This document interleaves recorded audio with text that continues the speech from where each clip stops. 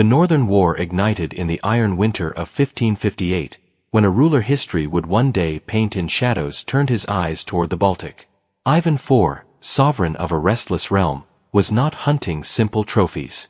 His ambition reached deeper, toward dragging Muscovy out of its medieval shell, toward forcing open a gateway to the western seas, toward claiming, finally, a seat among Europe's crowned powers. But ambition is a blaze that cares little for its master.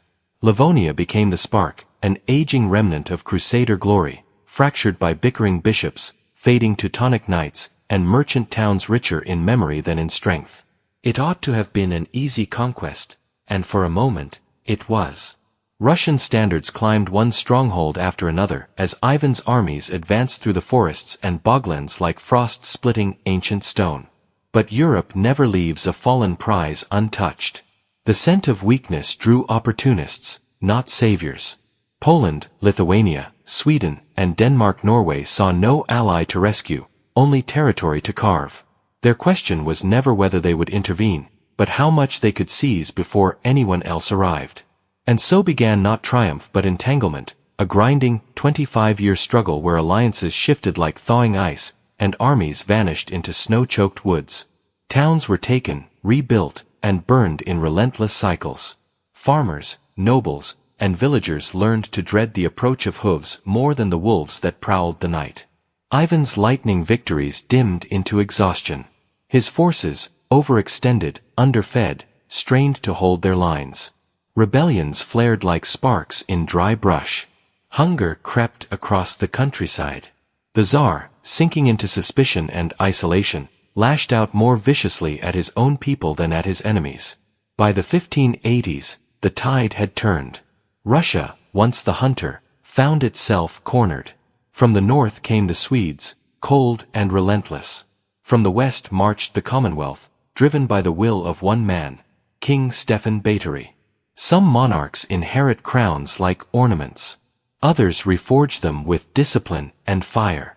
Báthory belonged to the latter. When he was chosen to rule the Polish Lithuanian Commonwealth, few believed the weary and divided state could rise again.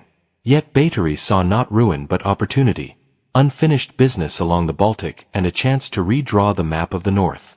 He spoke plainly, the war against Moscow would not end in stalemate. His vision was uncompromising, restore every lost Livonian fortress, then strike deeper. But a throne is never freely handed.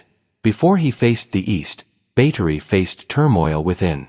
Gdansk, proud and defiant, rejected his authority, and its resistance dragged on for years. While he struggled to secure unity at home, Ivan IV sensed his chance. In 1577, the Tsar struck with the fury of a wounded beast. Russian armies surged across Livonia, capturing towns with alarming speed. For a fleeting moment, it appeared Muscovy might grasp its long-dreamed corridor to the Baltic. Yet dreams rarely withstand the march of history. By 1578, the winds shifted. With domestic resistance subdued, Báthory moved with the urgency of a commander who measured time not in seasons but in opportunities. He forged an alliance with Sweden, not born of affection, but of cold necessity, and seized the initiative. In 1579, he delivered his opening blow, a swift, precise campaign into the Polotsk region. Polotsk, ancient crossroads of Orthodoxy and Catholicism, capitulated before Moscow could mount an organized defense. Its walls, once symbols of endurance, became monuments to a rapid collapse. The following year Báthory marched again, deeper than before, crossing the invisible threshold where Livonia ended and Muscovite lands began. Fortress after fortress, vilas, Sokol, Vili, Navel, Usviat, Zavolikai, fell in succession. It was a storm of steel by the standards of the 16th century. Rapid, coordinated, unrelenting. Russia's replies were scattered and slow. Ivan's once fearsome war machine, swollen by paranoia and rotted by mismanagement, buckled at the joints. Then came the king's greatest gamble. To grasp what followed, one must understand what Pskov represented. It was not merely another fortified city, not just a stubborn on parchment, but a living testament to Rus' endurance. Pskov had stood since before Moscow was more than a cluster of timber huts, kin to Novgorod in age and spirit. It was the final bulwark shielding the Muscovite heartland from humiliation. To strike Pskov was to challenge the very soul of Ivan's domain. For Báthory, this was the moment to force history's hand, to prove that despite factional strife and exhausted coffers, the Commonwealth still wielded a blade capable of piercing Muscovy's pride. For Ivan, this was the reckoning he had long feared and perhaps, in his darker moments, summoned. The same Ivan who once ruled with visionary zeal and merciless cruelty, who tore the Oprichnina from the flesh of his realm, who turned nobles into fugitives and cities into ashes, who crippled his own kingdom in pursuit of divine authority. Now, battered by rebellion, famine, and a nobility that despised him, he had nowhere left to retreat but behind the granite bastions of Pskov. The king's final campaign began in early 1581. Stephen Báthory, commander and strategist to the core, rejected Ivan's last-minute offers of peace. Why compromise when the enemy stood cornered? Instead, he committed fully. He borrowed funds from across Europe, Prussian dukes, Saxon electors, Brandenburg nobles, and the strained treasury of the Commonwealth itself. The nobles agreed to 2 years' worth of taxes in advance, begging for closure. The land was spent, the people worn thin. Let this campaign be the last, they pleaded. Thus the greatest army the region had seen in generations gathered. 55,000 camp followers and soldiers rolled east like a glacier. Within them, 47,000 hardened fighters. 10,000 elite cavalry, husaria with their sweeping wings, Cossack riders fierce as wildfire, mounted arquebusiers with their primed matchlocks. 11,000 infantry, Polish, German, Hungarian, veterans of Europe's brutal wars. 5,000 more from Lithuania. 3,000 Cossacks. 15,000 lesser nobles and free men, each driven by faith, duty, or desperation. And behind them, the thunder of siege guns, though dangerously short of powder. Báthory aimed at more than a city. He aimed at judgment. By the late 16th century, Pskov was more than a fortress. It was a statement carved into the earth, a declaration hammered into stone that here, on these frozen frontiers, the land would not yield. Kingdoms rose and collapsed around it, borders shifted like wind-blown sand, but Pskov endured. And it endured behind defenses that stood among the most formidable in Eastern Europe. Imagine a vast ring of walls nearly 10 kilometers long, bristling with 37 towers and dozens of gates. Not a single rampart, but a layered system of resistance. The great city, the middle city, the fortified Dovmont quarter, and at the heart, the ancient Kremlin, where bells tolled like the pulse of an old warrior remembering every battle he'd ever survived. Even the river bent to Pskov's will. The walls crossed the water on thick arches, with iron grates installed above and below to choke off any attempt to sneak through the current. Beneath the fortress, a hidden world twisted through the ground. Secret tunnels linking tower to tower, passages where a messenger could vanish into stone and emerge far away before anyone outside sensed movement. The walls themselves rose only modestly in height, but they were thick, built to absorb punishment, 6 meters wide at their base. A cannon could roar for a week and chip little more than dust. And the men inside were not strangers. They were inheritors of the fortress, each tower carrying a lineage, each stone laid by hands they knew in legend. Every defender understood that if Pskov fell, Muscovy's heart lay open. The Russian High Command, under Prince Ivan Shuaysky, had prepared for more than a year. When Polish banners shimmered on the horizon in the summer of 1581, no one was caught off guard. The Commonwealth had seized Polotsk, stormed villas, crushed strongholds across the borderlands. Pskov was next. Everyone knew it. The only unanswered question was simple and terrible. Would the fortress break, or would it bleed and hold? Shuisky's forces were no grand army. Barely a few thousand cavalry, 2,000 Tatar auxiliaries, 500 mounted Cossacks, and nearly 3,000 strelets, Russia's disciplined musketeers in their scarlet and black coats. This was the core. Yet, despite the age of spies and bribes, the defenders kept their numbers hidden. When Polish scouts dragged prisoners before their commanders, the counts they heard matched the truth almost exactly. Shuaysky had played no games. No inflated boasts, no phantom armies, only silence and readiness. The besiegers would earn every step. Throughout the siege, Russian detachments performed acts of audacity that later chroniclers could scarcely credit. Reinforcements slipped into the city under cover of darkness, through marsh paths and forest shadows. One group of 300 riflemen, led by a commander so fierce his name meant meat eater, forced its way through enemy lines and vanished into Pskov like sparks into smoke. Another contingent under a seasoned officer named Kostya managed the same. These men knew they were not returning. They went to become part of the living wall, to fight from the windows, the rooftops, the hidden passages. They fought knowing their winter would end only in death or victory. Numbers deceive in war. They always have. When the Commonwealth Army first beheld Pskov in 1581, rumors swelled the defenders to 40,000 battle-hardened Russians. In truth, no more than 10 to 15,000 trained soldiers stood behind the stone. The rest were townsmen, blacksmiths, merchants, fishermen, ordinary people suddenly handed weapons. Nearly 20,000 civilians filled the city, and only a fraction could assist in the weaker sections of wall. Yet even untrained hands can carry resolve, and in a siege, resolve often outweighs steel. These people were not defending a king, they were defending the homes where their children slept, the churches that held their ancestors' bones, the earth that had shaped them. And Pskov held something every fortress dreamed of, artillery. Not random pieces, but batteries. Cannons taken from fallen Livonian bastions, salvaged and reforged. These guns gave the defenders a voice, a deep, thunderous voice that answered every Polish bombardment with one of its own. Their supply lines were intact, their powder stores untouched. While most besieged cities starved into surrender, Pskov stood like an iron not refusing to untie.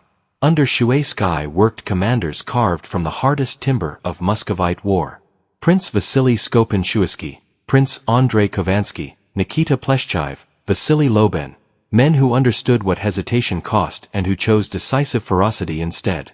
One of their first instructions shocked even their own soldiers: burn everything outside the walls. Suburbs, markets, granaries, homes, all set ablaze by Russian hands. Better ashes than shelter for the invader. Better smoke than wood for enemy siege engines. Better destruction by one's own people than the comfort of their foe. It was a line drawn in fire: we will undo our own world before letting you take it. Russian detachments scoured the countryside, destroying farms, poisoning wells, driving livestock into the forests or slaughtering it outright. Cruelty? No. Strategy. Let the Commonwealth Army march hungry. Let their wagons sink in mud, their horses weaken on barren roads. Let winter meet them thin, cold, and trembling. But perhaps the most unexpected presence in this theater of war rode not within Pskov but around it. Simeon Bekbulatovich, a Tatar prince once elevated to the Muscovite throne by Ivan himself in one of the strangest political gambits of the age. Now stripped of his crown but not his followers, he commanded over 7,000 horsemen. Their task was not to confront the Poles in open battle. They would have been annihilated. Instead, they stalked the forests, harried supply lines, ambushed stragglers, vanished into the pines. They were wolves circling the siege camp, bleeding the invaders in the shadows. So it was that in the summer of 1581, on the western edge of Ivan's troubled realm, the ancient city of Pskov stood like a battered shield against the swelling tide of a resurgent commonwealth. For a moment, the fate of Eastern Europe hung suspended, as fragile as powder smoke over a battlefield. Stephen Báthory had intended to strike quickly, to crush what remained of Muscovy before its wounds could scar over. But history rarely bends to human calendars. A Russian noble named Dmitry Gornystay led a daring raid into eastern Lithuania, burning the lands around Orsha, Shklo, and Mogilev.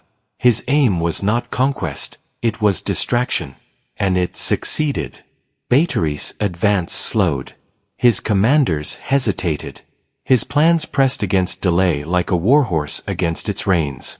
Inside Pskov, those stolen days were priceless. A week in a siege meant trenches deepened, firewood stockpiled, cannons repositioned, earthworks thickened, and prayers whispered in dark churches where icons glimmered like embers of hope. It meant one more breath before the choke of encirclement.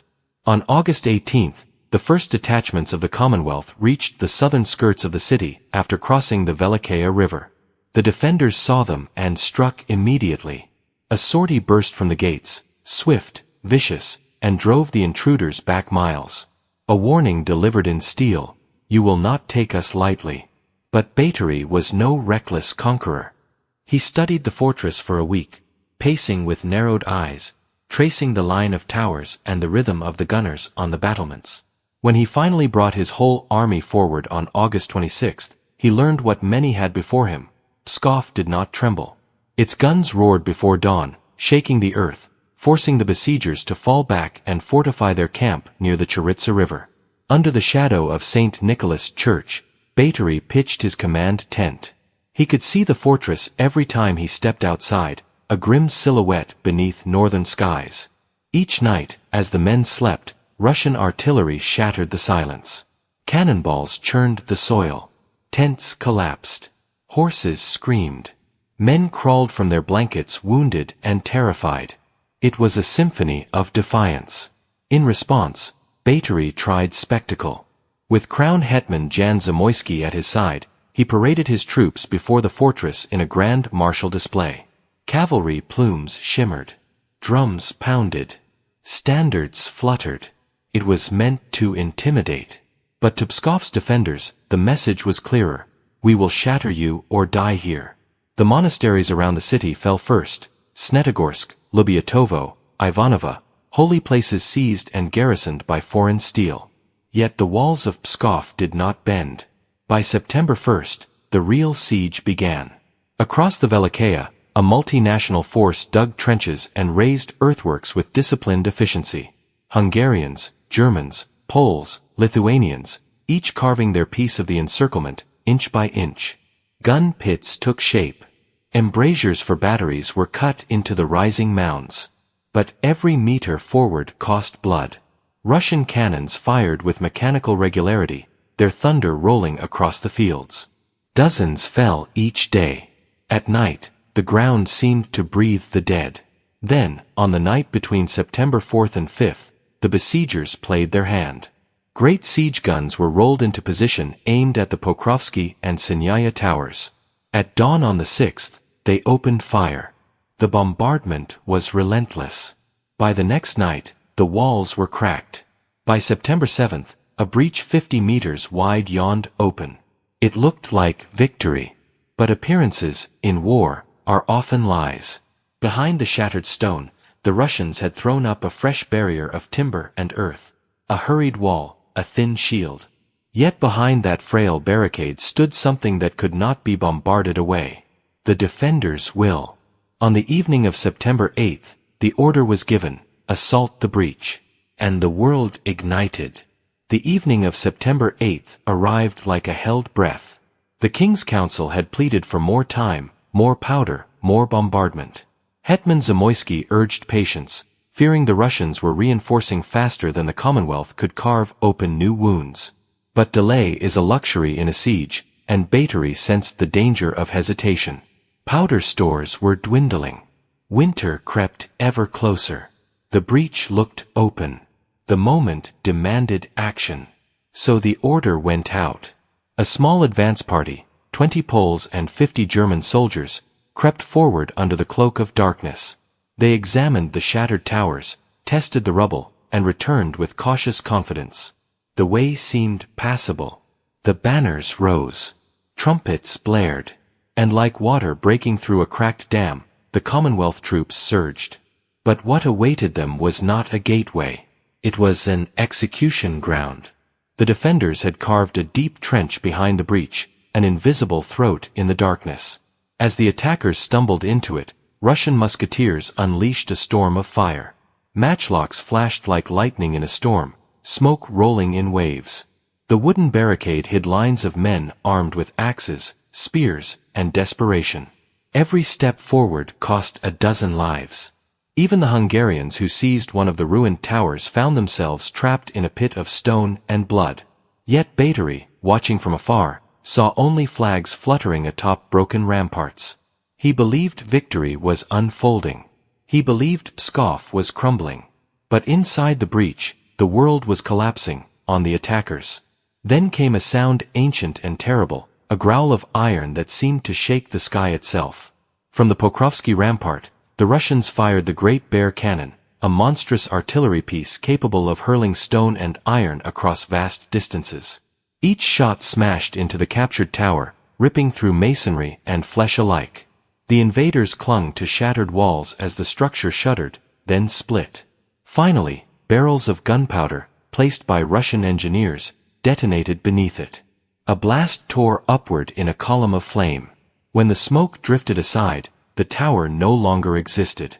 Neither did most of the men within. Chaos seized the Commonwealth ranks. And in that moment, the Russians struck. Prince Ivan Shuaysky himself led the counterattack, but he was not alone. What poured from the city gates astonished even seasoned warriors. Monks, holy men carrying icons, chanting prayers, and wielding axes like instruments of divine wrath. Arseny of Peshery, Jonah of Snetogorsk, Abbot Martyri. They entered the breach not as cloistered scholars, but as princes' sons who had exchanged armor for robes without surrendering their courage. Their presence struck the attackers like a vision out of Scripture. Around them surged townsmen, merchants, blacksmiths, boys barely old enough to shave. Some fought. Others dragged the wounded aside. All contributed to the storming tide that slowly, then decisively, overwhelmed the invaders. When the dust finally settled, the breach belonged once more to Pskov. But the fight was not yet finished. The last holdout of the Commonwealth inside the city, the remains of a captured tower, was undermined by Russian sappers. Powder was packed beneath its foundations. Then another explosion roared through the night. Flames clawed upward. Stones rained. And in minutes the attackers were forced out entirely, stumbling into the cold dark, leaving comrades buried beneath rubble. The siege continued, but a truth crystallized that night. Pskov would not fall. The Commonwealth threw its weight against the fortress for months, but the city's spirit had hardened into steel. Attempts at bombardment met equally punishing replies from Russian guns. Assaults found trenches, pitfalls, hidden tunnels, and defenders who seemed to multiply in the smoke. Hunger gnawed at the besiegers, not the besieged. Winter winds bit deeper on the open fields than behind the warm hearths of the city. Disease crept through the Commonwealth camp like a patient hunter. Slowly, the invaders' hope dimmed. And while Pskov held firm, Muscovy trembled behind it. Ivan IV, battered by revolt and paranoia, pleaded for negotiations. His realm was cracking under the weight of famine and exhaustion. He knew that if Pskov broke, the Commonwealth road would run unobstructed toward the Kremlin itself. Moscow lay vulnerable, its armies scattered, its coffers empty, its nobles increasingly disloyal. The Tsar who once commanded with terror now found himself bargaining for survival. The irony was stark. Years earlier, Ivan had unleashed a reign of terror meant to centralize power. Now the machinery he built had turned his kingdom brittle. The Oprichnina had broken the old noble families. His fear-driven policies had shattered trust within his own cities. The same fury that once made Russia feared now left it hollow. Had Pskov fallen, history might have bent in another direction. The Commonwealth, flush with victory, may have pushed deeper, perhaps even seated its own ruler in Moscow. The map of Eastern Europe might look unrecognizable today. But Pskov did not fall. And the siege dragged on through frost and mud, its defenders standing like a ridge of stone. The Commonwealth could not break the fortress. Muscovy could not push them away. War ground into stalemate. Exhausted, Stephen Báthory finally agreed to negotiate. A mediator was needed, someone untangled from the pride of kings.